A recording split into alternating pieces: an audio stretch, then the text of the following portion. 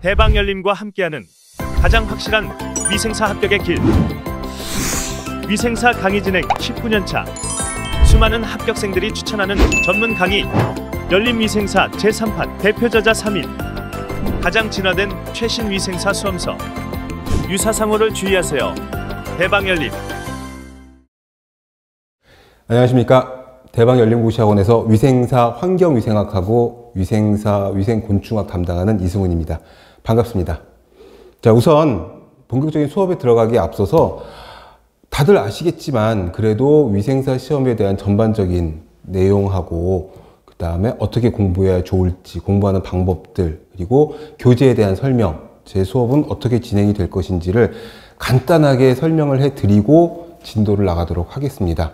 위생사 시험 볼 수 있는 자격들이 다 되셔서 이 수업을 듣고 계실 거고 동영상을 보고 계실 테지만 우선 이 위생사에 대한 전반적인 개요는 교재 4페이지, 5페이지에 나와 있으니까 그걸 읽어보시면 될 것 같고요.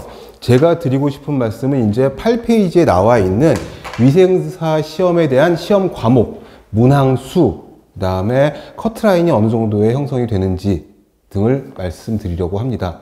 우선 국가고시다 보니까 간단하게 60%, 학교에서 보면 D0잖아요. 60점 이상만 득점을 하면 합격증을, 자격증, 면허증을 배부하게 되어 있고요.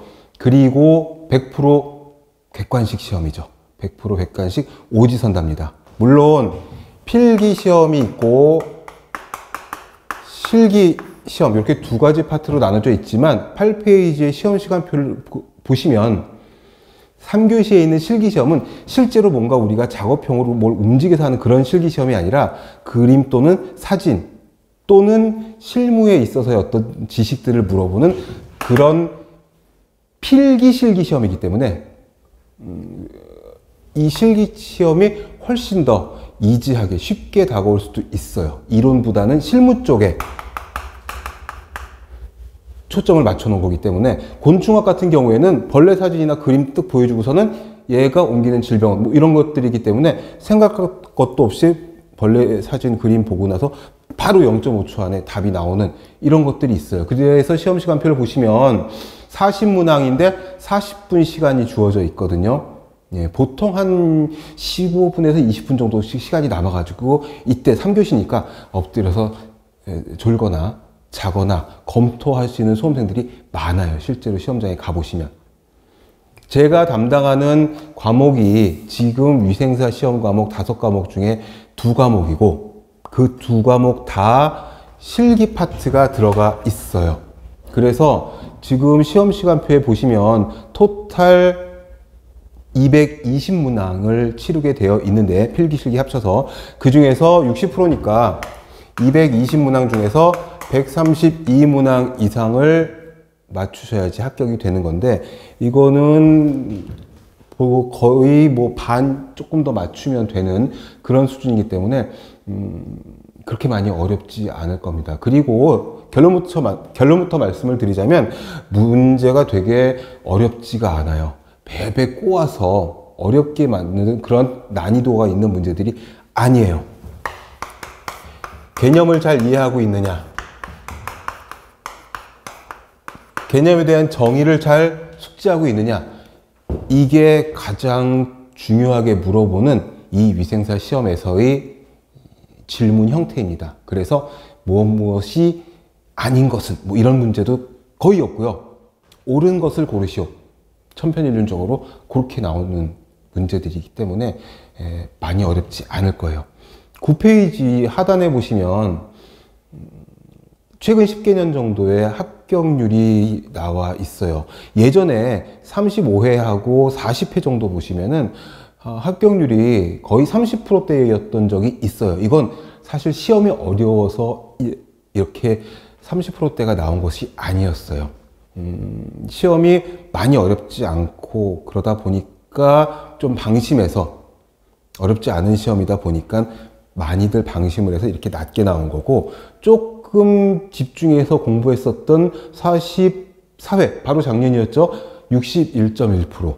굉장히 높은 합격률을 보이고 있는 것처럼 국시원에서는 면허증을 주고 싶어서 만들어낸 그런 시험이기 때문에 어렵게 꽈서 막 떨어뜨리려고 하는 그런 시험이 아닙니다. 경쟁률이 높다고 해서 되게 많이 어려워지는 커트라인이 올라가는 그런 시험이 아니다 보니까 절대적인 60%만 취득하면 되는 시험이니까 부담 갖지 않고 공부를 하시면 될 것 같아요. 그런데 그럼에도 불구하고 계속 불안감이 있을 수밖에 없는 것이 뭐냐 하면 위생사 시험을 치르는 대부분의 수험생분들이 환경 쪽 또는 곤충 쪽을 학교에서 공부하지 않으신 분들이 많아서 이 두 과목이 사실 좀 많이 껄끄러운, 시험을 접수하고 시험을 보려고 생각을 할 때 우리 과에서 이거 다 딴다고 하니까 나도 접수해서 봐야 될 것 같은데 선배들도 땄다고 했는데 근데 못 배웠던 과목이 있어서, 안 배운 과목이 있어서, 우리 학교 커리큘럼에 없던 과목이 있어서 그래서 이제 좀 껄끄럽게 생각을 하고 막막하게 생각하고 어떻게 공부를 해야 될지 모르겠다고 생각하시는 분들이 많은데, 첫 번째는 방금 칠판에 적었던 것처럼 일단 이해. 뭘 이해하냐면은 개념에 대한 이해. 뭐 말이 자꾸 뜬구름 잡는 것 같은데 별거 없습니다. 용어. 그 과목에서 다루는 용어들을 이해를 잘 하시면 굉장히 쉬운 시험이 될 거예요. 환경위생, 우리가 지금 환경위생 첫 시간인데, 환경위생 과목을 공부하는 그런 전공 과목은 사실 환경보건과 이쪽 하나밖에 없거든요. 물론 환경보건과 학생들도 이 위생사 시험을 치르겠지만 식품 쪽 전공자들도 꽤 많이 시험을 치르고 있어서, 그리고 제가 무슨 말씀을 드리고 싶으냐 하면, 제가 환경보건과에서 한 20년 가까이, 그 다음에 식용과, 식공과 이쪽에서도 20년 가까이 환경보건, 환경위생학, 위생사 과목, 그 다음에 위생곤충학을 강의를 했었어요. 그게 경력을 자랑하려고 하는 게 아니라 무슨 말을 하고 싶은 거냐면, 식품 전공자들에게 제가 곤충학하고 환경위생학을 강의를 했었단 말이죠. 그 말은 뭐냐 하면, 현장에서 20년 가까이 식품 전공자들이 환경 쪽에서 또는 곤충 쪽, 해충 쪽에서 어느 부분을 어려워하는지, 그리고 위생사 시험을 십수년 계속 누적된 문제들을 보아오면서 어떤 출제 경향을 가지고 있는지, 국시원에서 뭘 중요하게 생각하고 물어보는지, 이 부분들을 제가 잘 캐치하고 있다는 것이죠. 그래서 여러분들이 공부를 하실 적에 여러분들의 눈높이에 맞춰서 가장 쉽게, 가장 간결하게 설명을 해 드릴 수가 있습니다. 그리고 220문제 중에서 132문제, 그러니까 88문제 정도는 버려도 합격하는데 하등 문제가 되지 않아요. 그 말은 뭐냐면, 위생사 시험을 만점 맞아가지고 뭐 전국 1등 했다고 해서 뭐 신문, 방송에 이런 게 아니기 때문에 하다 내가 개념이 이해가 안 되고 어렵고 도무지 이쪽은 아닌 것 같으면 과감히 버리셔도 괜찮아요. 그래도 60% 이상 득점을 해가지고 위생사 면허증을 취득하는데 아무 문제가 없다라는 거죠. 두 번째는요, 수업 방법입니다. 말씀드렸다시피 처음에는 개념에 대한, 용어에 대한 정의를 계속해서 제가 반복해서 설명을 해드릴 건데 진도가 좀 느릴 수가 있어요. 그러면은 지루하기도 생각이 되고 이걸 다 알아야 되나 싶기도 한데, 이게 진도를 한 3분의 1 이상 넘어가게 되면요, 그때부터 진도가 어마어마하게 빨라집니다. 개념이 이해가 되어 있기 때문에 이 과목에서 사용하고 있는 용어, 대기오염은 대기오염, 1차 대기오염물질, 2차 대기오염물질, 이 오염물질에 대한 이해가 머릿속에 있으면 그때부터는 진도가 빠르게 나갈 수가 있어요. 그래서 여러분들이 지금 수업을 이제 들어오셨고 이제 수업을 인터넷으로 듣고 계시겠지만, 수업을 듣고 계시다고 하면 우리 학원에 영양만점, 위생만점 카페도 아마 가입을 하셨을 거고, 거기에 위생사 게시판에 있는 합격 수기들을 보시면 합격을 하신 전년도에 합격을 하신 수험생들이 어떤 식으로 공부를 했는지, 어떤 식으로 공부를 해가지고 빠르게 공부를 해서 우수한 성적으로 합격을 했는지가 나와 있기 때문에 그런 것들도 참조하시면 좋을 것 같아요. 그리고 제가 계속 반복해서 설명을 해 드릴 거예요. 딱 정시에 수업을 시작을 하면은 5분에서 10분 정도는 전주에 했던 거를 리뷰를 하고 오버랩을 시켜가지고 진도를 나갈 거예요. 이게 굉장히 여러분들에게 도움이 많이 된다라고 알려져 있고 수험생들이, 합격생들이 그런 말씀들을 많이 하세요. 그래서 반복 학습, 계속 반복해서 설명을 해드리고 복습해가면서 나갈 거고, 오늘은 첫 강의니까 나눠드린 핸드아웃이 없는데 두 번째 주부터는 이제 프린트볼이 나가요. 그래서 복습도 또 해드리고 수업 시간에 또 반복해서 리뷰를 또 해드리고 계속 나갈 겁니다. 그리고 주로 이 용어들이 한자 용어들이에요.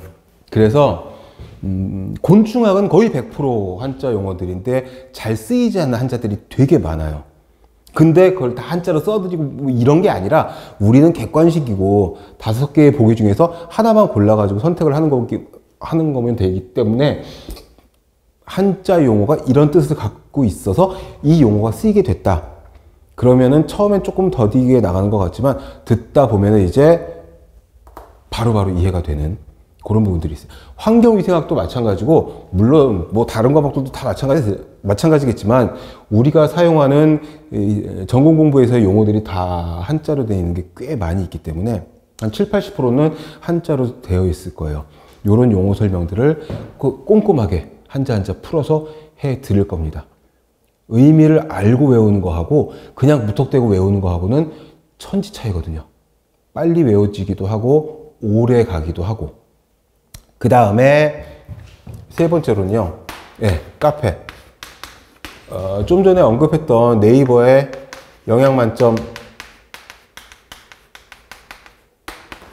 위생만점 이렇게 검색을 하시면은 카페 이름 이렇게 검색하시면은 딱 카페가 나옵니다.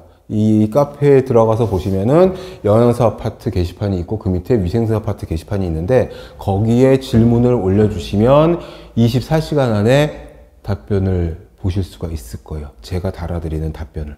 그리고 직접적으로 질문을 하시고 싶으면 그 위생사 게시판 안에 또 제 게시판이 따로 있어요. 그러니까 제 과목만 따로 질문을 할 수 있는 게시판이 또 따로 있으니까 거기다 질문을 올리시면 암튼 제가 수업하고 집에 가서 자고 그 다음날 새벽에 일어나서 제일 먼저 하루 일과가 노트북 열고 하루 루틴의 시작이 딱 그거예요. 질문 게시판 돌고 이 닦고 아침을 시작을 하거든요. 그러니까 오후에 올리시건 아침에 올리시건 저녁에 올리시건 그 다음날 새벽에는 7시 이전에 답변을 보실 수가 있어요. 굉장히 빠른 피드백을 자랑을 하고 적절한 피드백을 자랑하고 디테일한 질문의 해설을 제가 자랑을 하고 있습니다. 그리고 질문하시기 전에 검색을 해보셔도 워낙에 뭐 수년간 누적되어 있는 질문들이 있기 때문에 거기서 답변을 또 찾으실 수가 있어요. 이 정도 누적되어 있는 이 전공 데이터들이 있는 카페도 정말 없습니다. 자, 그러면 마지막으로 1, 2, 3번 종합해서 첫 번째 문제는 쉽게 나오니까 긴장하지 않으셔도 되고, 그 다음에 하나 더 있어요. 중요한 거. 계산 문제에 대한 질문들이 되게 많아요. 특히 환경위생학에서 이 계산 문제가 출제가 되는 수가 있어요. 환경위생학은 몇 문제냐면 필기가 50문제. 되게 많죠. 제일 많아요. 실기에서는 환경이 14문제 정도 돼요. 40문제 중에 14문제가 환경이에요. 그런데 실기에 있는 환경은 빼고서라도 필기 1교시에 있는 환경이 50문제인데 그 중에 계산 문제가 한두 문제 출제될 수도 있어요. 많이 나오진 않아요. 그런데 계산 쪽 우리 또 좀 싫어하잖아요. 저는 아주 산수에는 좀 장애가 있는 정도의 계산을 못하는데 신경 쓰지 않으셔도 돼요. 계산기를 휴대하지 못하는 국가고시의 특성상 계산 문제가 나와도 우리 암산 정도로 풀 수 있는 구구단 정도 외우고 있으면 될 수 있는 산수 문제가 나오고, 조금 어렵게 공식을 외워야 한다고 하면 빤해요. 우리가 외워야 되는 50문제 중에서 외워야 되는 공식은 한두 개, 두세 개 정도밖에 안 돼요. 그것도 안 외우고 나는 하기 싫다. 그러면 드릴 말씀이 없지만 그 정도의 성의는 보이면 계산 문제 아무것도 아닙니다. 심지어는 뭐 이런 말씀 첫 강부터 좀 그렇긴 하지만 버릴 것은 버리고 외울 건 외우고 나가도 충분히 합격하시는데 큰 문제가 없다. 그래서 자신감을 가지고 시작을 하시면 됩니다. 그리고 계산 플러스 이제 숫자, 외워야 할 숫자들이 있어요. 그러니까 환경위생학에서 이제 대기에서의 어떤 대기의 조성, 그러면 이제 질소가 한 80% 가까이 들어있고 산소가 20에서 21% 정도 들어있고, 이런 숫자들, 특정 숫자들을 외워야 되는 숫자들이 있어요. 상식적인 것도 있고 약간 좀 듣도 보도 못한 것들도 있긴 있지만 이거 다 합쳐봤자 몇십 개 되지도 않아요. 그리고 나오지 않을 정도의 특정 숫자들도 교재에 있거든요. 교재 내용이 이제 디테일하다 보니까 이건 외우지 않으셔도 됩니다 라고 말씀드린 것들은 빼셔도 돼요. 시험에 나올 것들만 외우시면 충분히 고득점으로 합격을 하실 수가 있습니다. 그러면 이제 몇 페이지냐 하면, 자, 250페이지에 환경위생과 대기가 우리 환경위생학의 첫 챕터이고, 한 장 앞으로 넘겨서 249페이지를 보시면은 목록이 나와 있죠. 대기가 있고요. 급수, 물이죠. 그 다음에 수질 오염이 있고, 폐수, 하수, 폐기물, 주택, 의복, 집합소, 산업보건, 소독. 요게 이제 환경위생학의 범위가 됩니다. 우리가 학교에서는 못 배웠던 챕터들이 대부분일 수가 있는데 상식적인 선에서 조금 더 들어간 정도의 수준이기 때문에 수준은 그렇게 깊지 않다. 그리고 용어만 잘 쫓아오면 어려운 과목이 아니다. 가장 비중이 50문항에 들어가 있는 220문항 중에서 50문항이나 차지하는 비중이 큰 과목이지만 어렵지 않다. 오히려 이게 효자 과목이 될 수가 있다. 실제로 작년 시험에서는 환경위생이 되게 쉽게 나왔어요. 그래서 의시생 여러분들이 환경 쪽을 집중적으로 공부하셨던 분들은 좀 허탈할 정도로 쉽게 나왔다는 그런 평들이 좀 있었습니다. 이걸 여러분들이 경험하실 수가 있는 것이, 한 챕터 이론이 끝나면, 자, 258페이지 보시면 문제가 나오거든요. 적중 예상 문제. 여기 보시면은 거기 기출유사라고 택이 다 붙어 있죠. 문항마다. 2020년부터 문제가, 위생사 문제가 공개가 됐죠. 그래서 그 공개된 문제들이 여기 다 수록이 되어 있어요. 물론 100% 똑같지 않게 제가 살짝 변형을 해서 어순이라든지 보기의 순서라든지 아무튼 약간 변형을 해놨지만 주제는 벗어나지 않은, 그러니까 여기 챕터별 적중 예상 문제 중에서 22, 21, 20 이 세 개는 기출 문제다. 실제 기출이다. 물론 그 이전 것들 2018년, 16년 이것들도 기출이긴 해요. 근데 그 이전 기출들은 수험생들의 기억력에 의존해서 복원된 문제들이기 때문에 약간의 차이는 좀 있죠. 그건 좀 감안해서 보시면 될 것 같습니다. 자, 250페이지로 가서 이제 환경위생과 대기.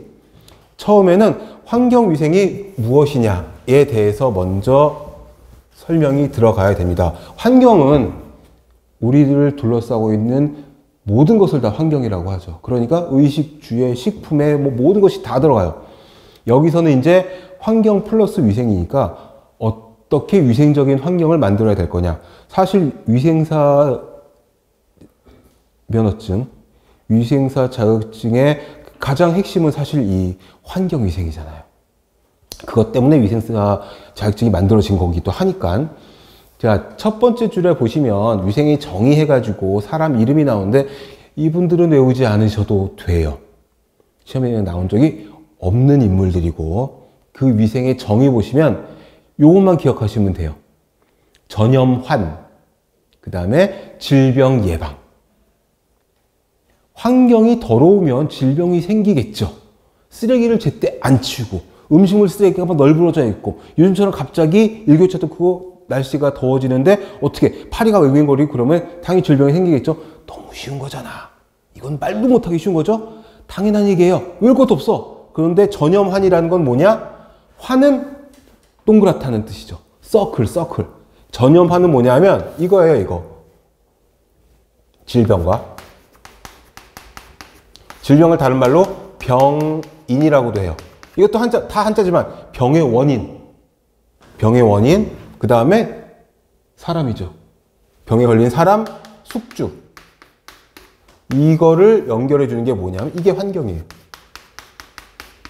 그러니까 질병의 원인이 되는 저쪽 아프리카 쪽의 콩고에서 에볼라 출혈열이 발생을 했어요. 지난주에. 확진자가 2명이나 나왔다고 뉴스에 나왔어요. 그렇다고 해서 우리나라 사람들이 전부 다 에볼라 무서운데 1급 법정 감염병인데 이거 아니잖아요. 왜? 환경이 너무 멀리 떨어져 있으니까. 그 전염환이라는 건 바로 이거예요. 서클, 질병, 숙주, 환경.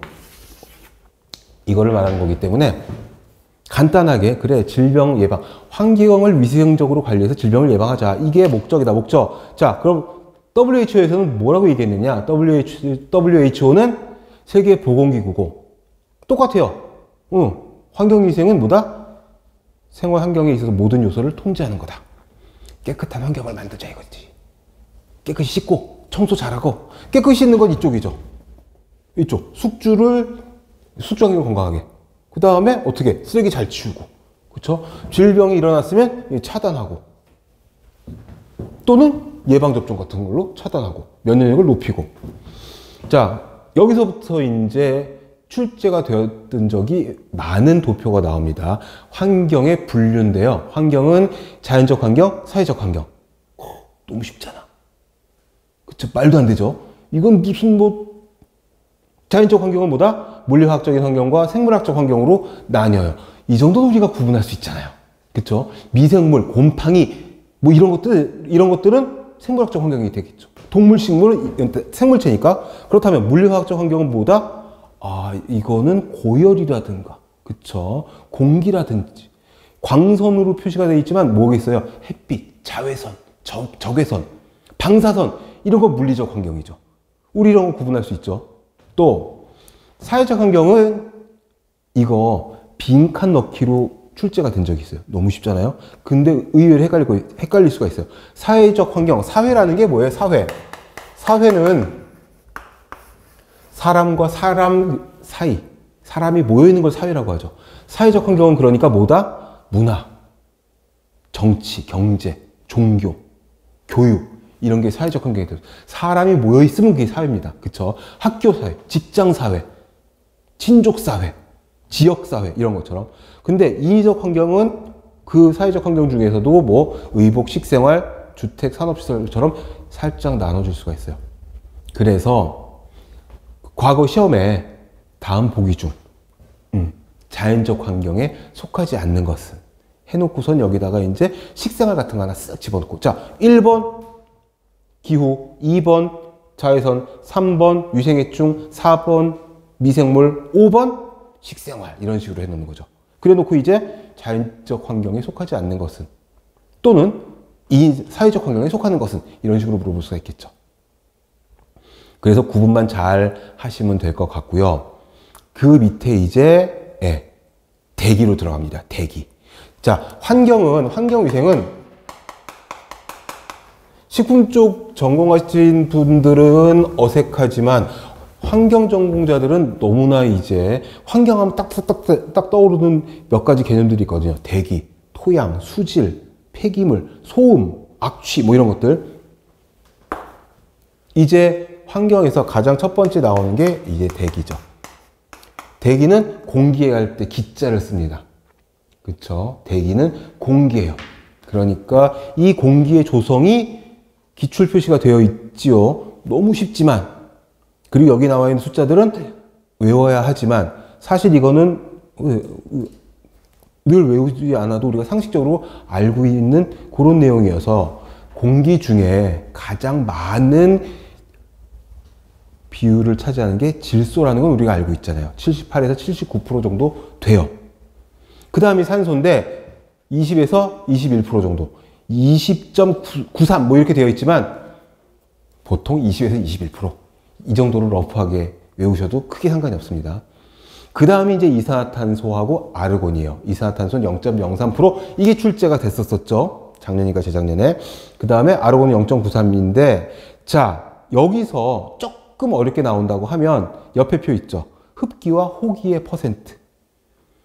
자, 공기가 이렇게 있어요. 공기가 있는데 제가 숨을 들이마신단 말이죠. 그러면 8대2의 비율로 질소와 산소가 들어올 거 아니에요? 그러니까 흡기가 들숨이에요, 들숨. 우리가 들어 마시는 숨, 우리말로. 이걸 한자로 흡기라고 하는데, 질소하고 산소하고 78%, 21% 뭐 들어왔단 말이에요. 그 다음에 이제 옆에 호기가 있죠. 호기는 날숨이라고 해요, 날숨. 후, 뱉는 거죠. 질소는 우리 몸에서 사용되지 않으니까 그대로 78%가 나와요. 그쵸? 그런데 산소는 어때요? 17%가 나와요. 그러면은 어떻게? 한 4% 정도는 어디로 간 거야? 폐포에서 헤모글로빈과 결합을 해가지고 우리 생리학 시간에 배웠던 혈관을 타고 어디로 가? 세포로 가서 미토콘드리아로 가가지고 산화적 인산화를 막 시키겠죠? 근데 여기서 이제 중요한 게 뭐냐면 이제 그 밑에 있는 이산화탄소. CO2는 0.03%밖에 들어있지 않지만 날숨에서는 얼마가 나오죠? 거의 4%가 나와. 왜? 폐포에서, 허파과리에서 교환이 됐으니까. 그래서 요 관계만 알아두시면 되는데 여기까지도 너무 상식적인 거라 한 번 듣고 이해가 확 다 되셨을 것 같아요. 이제 외워야 되는 부분이 좀 나와요. 근데 이것도 이해를 통한 암기를 하시면은 우리가 실제로 시험 보러 갔을 적에 문제를 보고 밑에 있는 보기들을 하나씩 읽어가면서 하나씩 소거시키는 거죠.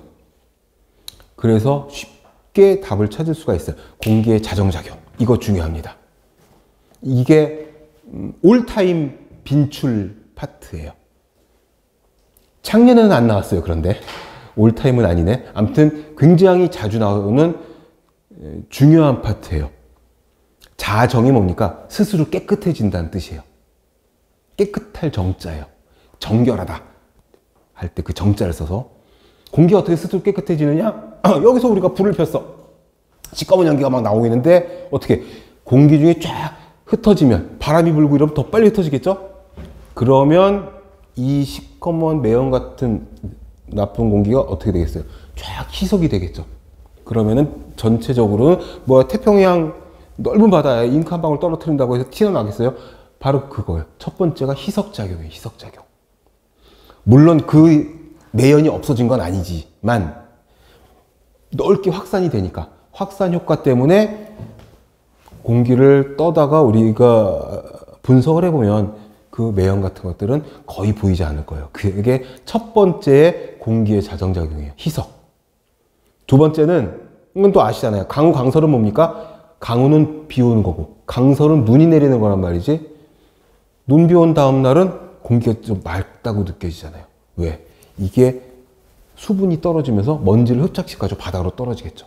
물론 바닥은 그 먼지가 떨어져서 더러지겠지만 우리가 지금 보는 건 위에 있는 공기의 자정작용이니까 바닥은 뭐 신경 쓰지 말고. 그래서 어떻게? 세정작용. 세정, 씻어준단 말이죠. 세수할 때 세자를 써가지고 씻을 세. 3번 산소, 오존, 과산화수 이런 것들이 공기 중에 있어요. 산소 당연히 있고 오존도 있어요. 오존이 너무 많으면 우리 기관지나 이런 데에 피해를 주겠지만 적당량은 오존은 살균 작용을 해요. 그리고 강력한 산화제예요.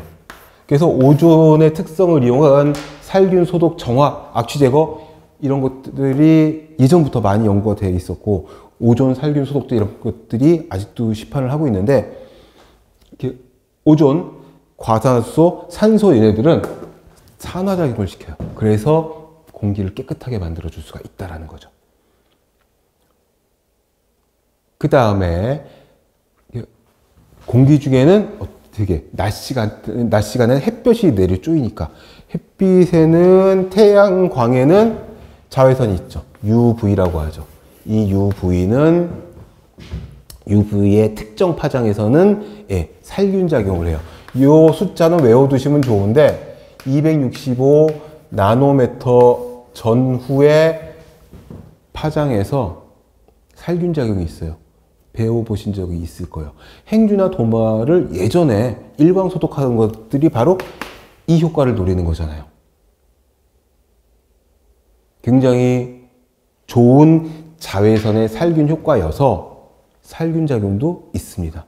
그리고 265 부근이라고 제가 말씀을 드린 게 왜 그러냐면 자외선은 파장의 범위가 10에서 400 나노미터 사이를 UV, 자외선의 영역대라고 하고 교재마다 책마다 시험 문제마다 가장 살균력이 높은 자외선의 파장을 265, 270, 260 이런 식으로 플러스 마이너스 한 5에서 10 정도까지는 좀 허용을 해주고 있어요.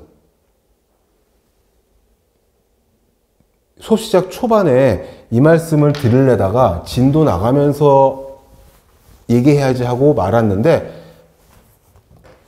시험장에 가셔서 이제 우리가 이제 감정이입을 시간 이동을 해서 올 겨울이 돼가지고 이제 시험지에 갔단 말이죠. 시험지를 딱 받으면 OMR 카드에다 여러분 수험표랑 수험번호 적고 이 시험지를 넘기지 못하게 할 거예요.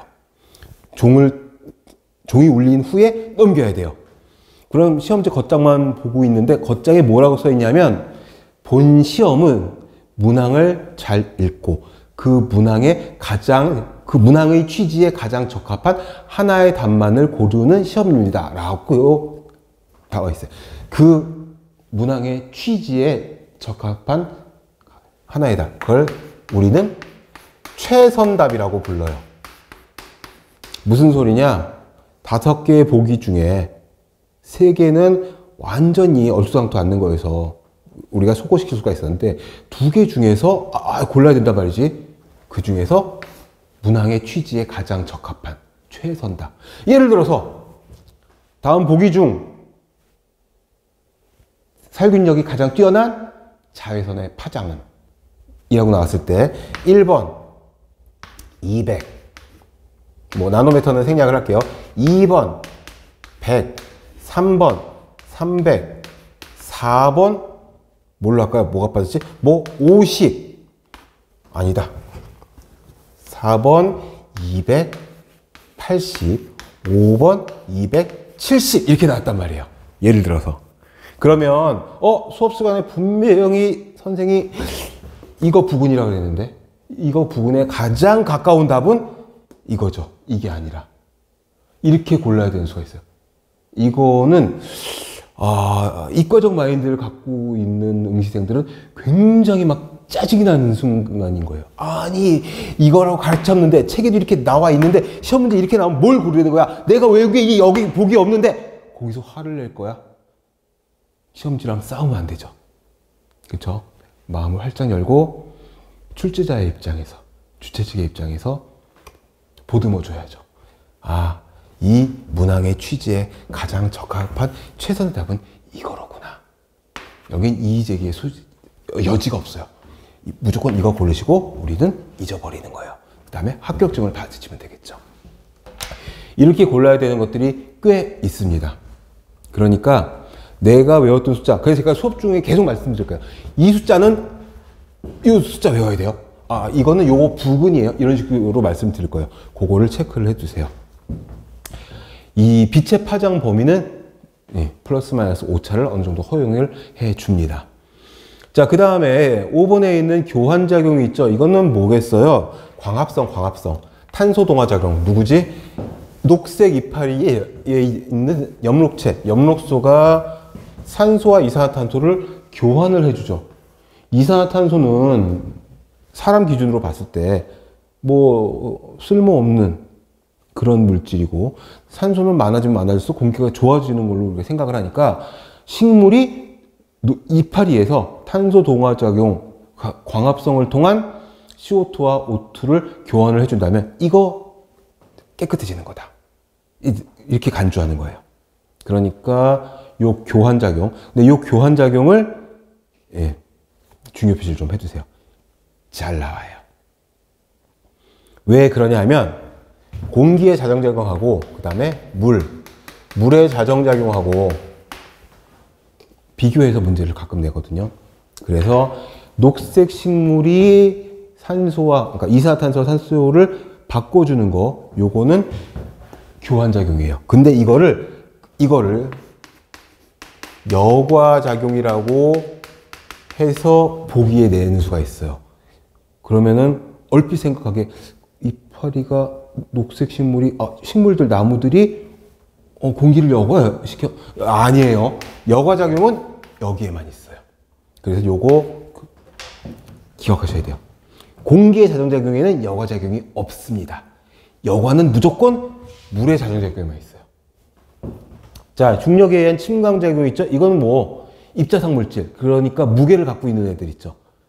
고체나 액체 같은 불순물질은 가만히 놔두면 가라앉을 거 아니에요. 땅바닥으로 떨어진단 말이에요. 물론 바닥은 더러워지겠지만 그건 우리 알 바 아니고, 우린 여기서 공기가 깨끗해지냐 깨끗해지지 않느냐 그것만 보면 되니까 6가지 꼭 기억을 해두시고, 다음 주쯤에 이제 수질 나갈 때 이 부분 나오거든요. 이 부분 가서 비교해 보면서 다시 보시면 돼요. 비슷한 것들이 많아요. 왜 그러냐면 희석작용도 물에도 있고 공기에도 있어요. 그쵸? 아까 바닷물에 잉크 한 방울 떨어뜨렸어요. 파란기가 있나? 없지. 똑같은 희석작용은 공기에도 있고 물에도 있어요. 또 어디지? 침강작용도 바다 밑바닥으로 모래 같은 게 쭉 가라앉으면 물은 깨끗해질 거 아니에요. 공통적으로 물과 공기의 자정작용이 들어가는 개념들이 있는데, 교환은 반드시 공기에만, 여과는 물의 자정작용에만 속해요. 그렇기 때문에 시험에 자주 출제가 됐었죠. 그 정도 체크를 해두시고, 이 공기의 조성 중에서 가장 중요한 산소가 나옵니다. 첫 번째 산소.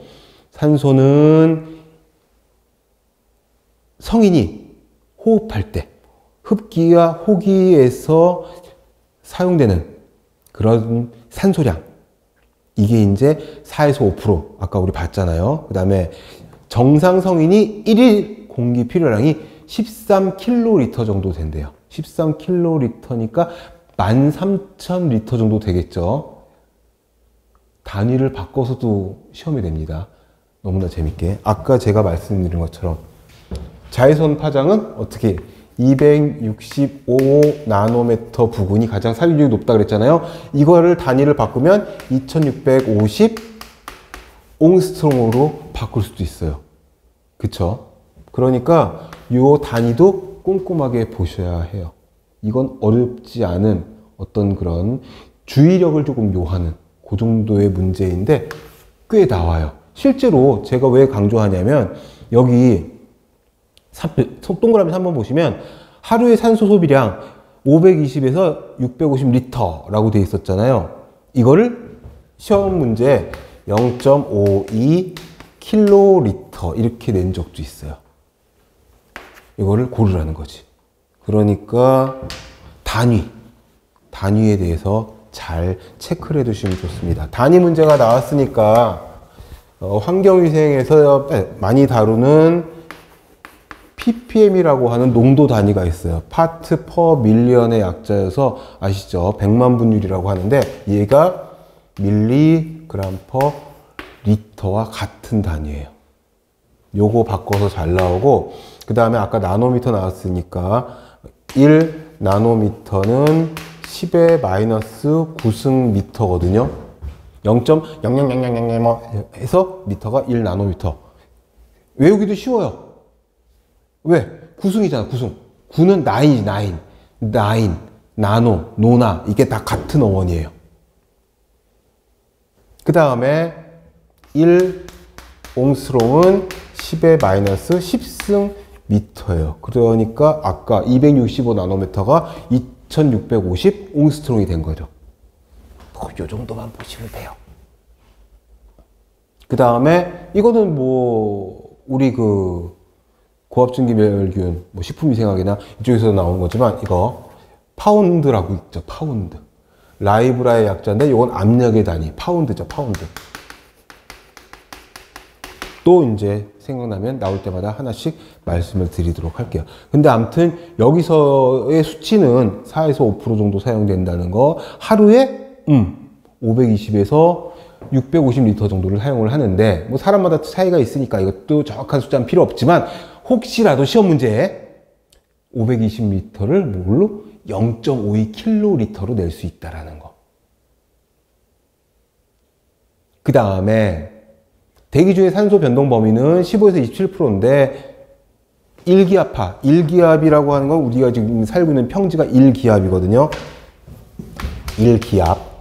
이것도 별거 아니에요. 공기의 압력, 공기가 누르는 힘, 산꼭대기, 한라산 정상이나 뭐 이런 데 올라가면은 공기의 두께가 그만큼 우리가 올라가니까 공기의 두께가 얇아질 거 아니겠어요, 상대적으로? 그러면 기압이 낮아지겠죠.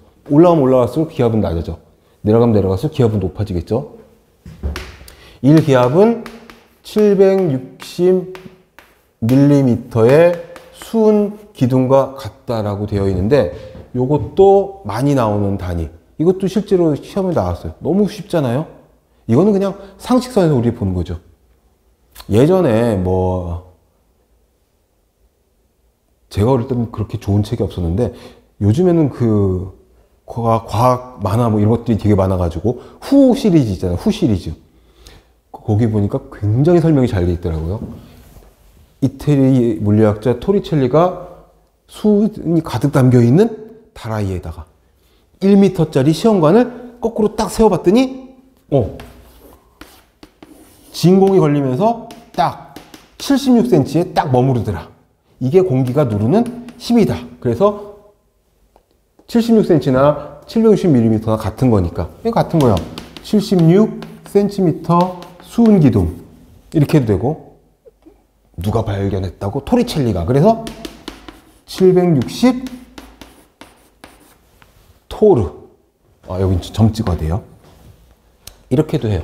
이게 같은 내용이에요. 1기압은 또 영어로 1 atmosphere ATM 이렇게 표기하기도 하고.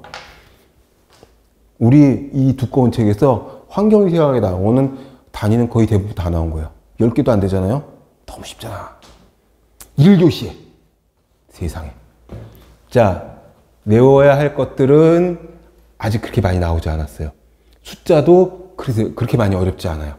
상식적인 거 꼭 위생사 시험이 아니더라도 알아두면은 평상시에 아는 척 할 수 있는 그런 정도의 상식선 정도고. 자, 그 밑에 산소 결핍 시에 요거는 나온 적이 있고, 요거는 퍼센티지를 외우시는 게 좋아요. 보통 21%가 정상인데 14% 이하가 되면은 저산소증이 온대요. 10% 이하가 되면 호흡곤란, 7% 이하면 질식사. 이거 기억, 니은, 디귿 동그라미 번호를 붙여놓으면은 보기로 등장하기 딱 좋겠죠. 다음 보기 중 산소의 농도에 따른 인체 변화로 옳은 것은, 이런 문제 낼 수가 있습니다. 근데 산소가 적으면 안 좋은데 너무 많다고 해도 또 좋은 게 아니어서 산소 중독이 될 수도 있어서, 너무나 산소가 많아지면 폐부종, 충혈, 호흡도 안 되거나 뭐 이런 것들이 올 수 있다 정도 알아두시면 좋겠습니다. 전부 다 외우실 필요까지는 없어요. 산소의 농도가 너무 높아도 인체는 좋지 않구나. 가장 좋은 건 21% 전후가 가장 좋구나. 요 정도. 산소는 그 정도 보시고, 그 다음에 이제 질소로 가는데, 질소는 공기 중에 제일 많이 존재하고 있어서 우리 교재는 78%로 되어 있지만 교재마다 조금씩은 차이가 있어서 79로 표시되어 있는 교재도 있고, 그냥 외우기 쉽게 뭐 약 80% 이렇게 되어 있는 책도 있습니다. 자, 질소의 공기 중 존재량은 이 정도인데 얘네들은 불활성 기체. 무슨 소리예요? 활성이 없다고. 활성이 없다는 말은 우리가 쓰지 못한다는 뜻이에요. 물론 질소가 주성분인 단백질은 우리 몸에 되게 필요하지만 우리가 숨 마셔가지고 공기 중에 제일 많은 질소를 막 숨 쉬어가지고 그 단백질, 근육을 만들어낼 수 있다면 완전 좋겠지만 우리는 그런 능력이 없으니까 그건 이제 미생물들이 해서 우리한테 주는 거고 일단 들어왔다가 도로 나가는 겁니다. 그런데 문제는 뭐냐 하면 동그라미 2번에 있는 것처럼 압력이 변한다면, 기압이 변한다면 문제가 될 수가 있다는 겁니다. 무슨 소리냐? 동그라미 3번에 잠한병이라고 되어 있는데 이 잠한병은 다른 말로 가마병이라고도 부르고 예전에는 이런 용어로 더 많이 썼었어요. 뭐라 했냐면 질소 색전증이라고 더 많이 썼었어요. 그런데 2년 전에 용어를 하나로 묶어버렸어요. 그냥 잠한병. 왜 잠함이냐? 잠수함병이다. 잠수함은 왜 잠수함이냐? 잠수함은 수심 깊은 곳으로 들어가서 운행을 하는 그런 배다 보니까 높은 압력을 받는다는 거죠. 아까 말씀드렸죠. 평지가 1기압이야. 올라가면 올라갈수록 기압은 낮아져요. 그런데 아래로 내려가면 내려갈수록 기압은 높아지겠죠. 왜? 공기가 누르는 이 두께가 점점 두꺼워지니까.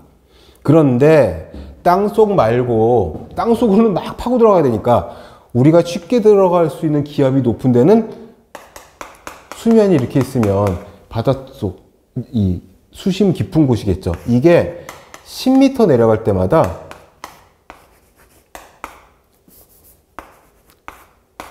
(1기압)씩 올라가요. 그러니까 만약에 30m를 내려갔다. 우리가 받는 압력은 몇 기압일까요? 3기압일까요? 4기압이 되죠. 왜? 여기 수면이 1기압이니까. 플러스 3기압 하면은 수심 30m에서는 4기압의 압력을 받아요. 완전 산수잖아요. 근데 이거 자주 나와요. 이거 작년 연말에 있었던 공무원 시험 환경위생에도 나왔어요. 심지어는 공무원 시험에도 나왔어요. 근데 시험장에서 당황하면 우리가 몰라서가 아니라 공부를 안 해서가 아니라 당황하면 30m? 3기압 이렇게 표시할 수 있다는 거죠. 그런데 문제는 뭐냐면 질소는 우리가 숨 쉴 때 들어왔다가 그냥 도로 나가는 건데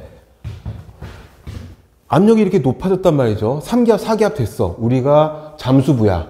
그래서 수심 한 20m에서 작업을 하고 있어. 아니면 잠수함을 타고 해저에서 작업을 하고 있어. 거기서도 숨을 쉬어야 되니까 공기가 들어왔는데 산소, 이산화탄소 교환이 제대로 됐고 문제는 뭐냐 하면 이놈의 질소가 우리 몸속으로 녹아 들어가 버리는 거죠. 그거 생각하시면 돼요. 공기와 물을 반반씩 채운 고무풍선 꽉 묶어놨는데 물반 공기 반이야. 고무풍선 안에. 그런데 여기를 꽉 묶어놓고 우리가 압력을 줘서 꽉 눌러요. 고무풍선. 그러면 어떻게 돼 있어? 여기 있는 공기가 물속으로 막 녹아 들어가려고 하겠죠. 이거를 상품화 시켜놓은 게 뭐냐면 청량음료예요. 뚜껑을 갑자기 여기를 딱 땄어. 얘가 녹아들어 있던 기체가 흥분하게 막 흔들어 놓은 다음에 빡 땄어. 그럼 다 아시잖아요. 와, 끌어 넘치죠.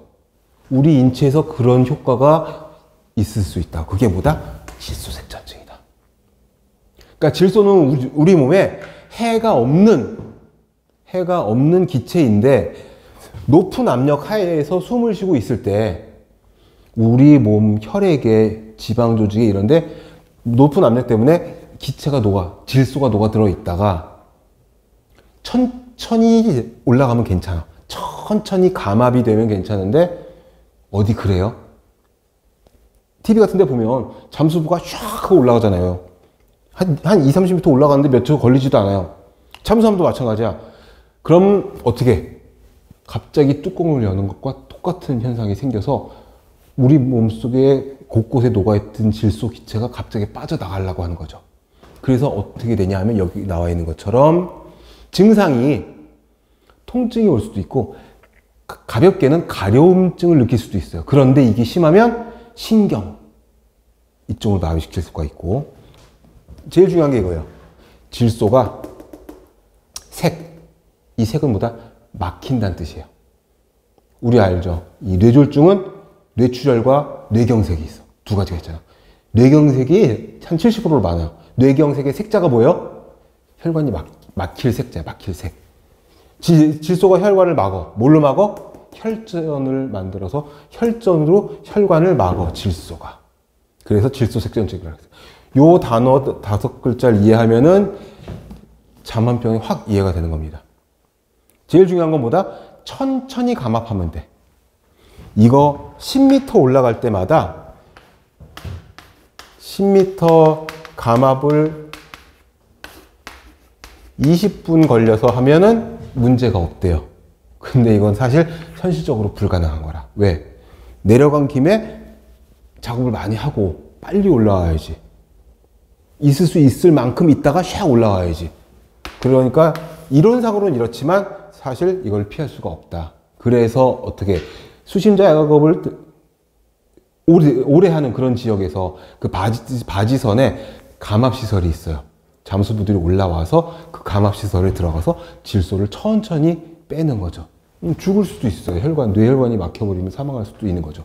그래서 경력이 많은 베테랑 잠수부들이 수중 작업을 하다가 사망하는 경우가 가끔 나오는 게 천안함 사고 때 한 명 있었고요. 우리 세월호 때도 있었고 그렇게 되는 겁니다. 그리고 그 밑에 고기압 상태 시 3기압은 자극, 4기압은 마취, 10기압이면 90m 정도 되는 거죠. 수심, 의식을 상실할 수도 있다. 까지 보시고 잠시 쉬었다가 들어와서 251페이지에는 이산화탄소를 이어서 가도록 하겠습니다.